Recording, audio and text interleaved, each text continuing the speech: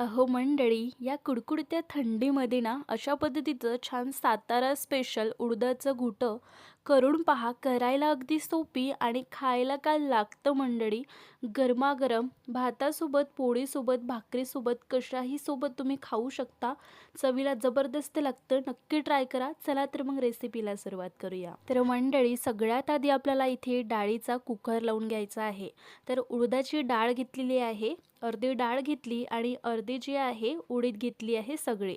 कारण माझ्याकडे उडदाची जी डाळ आहे फोलकटासकट नव्हती, म्हणून अशा कारणाने मी अशा पद्धतीची डाळ घेतलेली आहे.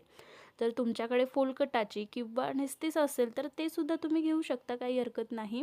नंतर यामध्ये मी 2 ते 3 चमचे तुरीची डाळसुद्धा टाकून घेतली आहे. तर ही जी डाळ आहे स्वच्छ पाण्याने 2-3दा धुवून घ्यायची.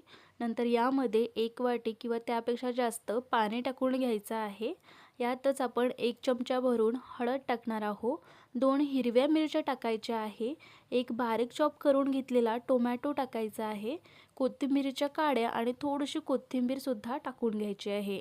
एकजीव करून घ्यायचा आहे. कुकरचं झाकण लावून घ्यायचं आणि कुकर गॅसवरती चढवून त्याच्या 3 ते 4 शिट्या करून घ्यायच्या आहे. कुकरच्या शिट्या होतोय तोवर आपण इथे एक वाटण तयार करून घेणार आहोत. त्यासाठी इथे मी काही साहित्य काढून घेतले आहे. तर ओलं खोबरं घेतलं आहे, कोरडं खोबरंसुद्धा तुम्ही घेऊ शकता. नंतर अद्रकचा तुकडा, लसूण, कोथिंबीर आणि मिरच्या घेतलेल्या आहे. 1 इंच अद्रकचा तुकडा, काही लसणाच्या पाकळ्या आणि कोथिंबीर, मिरची आणि कोरडं किंवा ओलं खोबरं खिसून घेतलं आहे.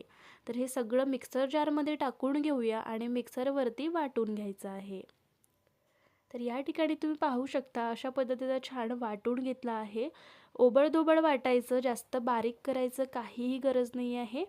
मस्त असं वाटून रेडी झालेलं आहे. वाटण केलं तोपर्यंत इथे आपली डाळसुद्धा मस्त शिजून झालेली आहे.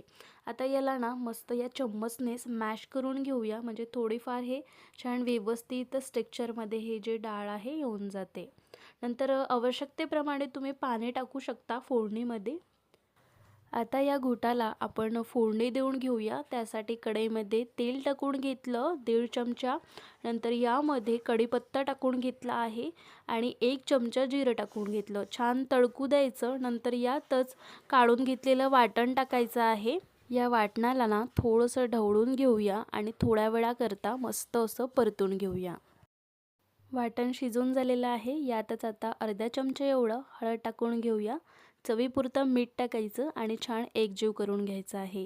तसं तर हळद टाकण्याची काही गरज नव्हती, कारण आधीसुद्धा आपण टाकली होती हळद, जेव्हा डाळ शिजवायला टाकली होती. पण हळद टाकल्याशिवाय फोडणी दिल्यासारखं वाटतच नाही, त्यामुळे मी थोडीशी हळद टाकलेली आहे. एकजीव करून झालं, थोड्या वेळासाठी परतून घेऊया. मस्त वाटण, मसाले सगळं काही शिजलेलं आहे. आता जी आपण डाळी घोटून घेतल्या आहे ते डाळ यामध्ये टाकायची आहे. एकजीव करून घ्यायची, ढवळून घ्यायची आहे आणि गदगदीत 2-3 उकड्या काढायच्या आहे.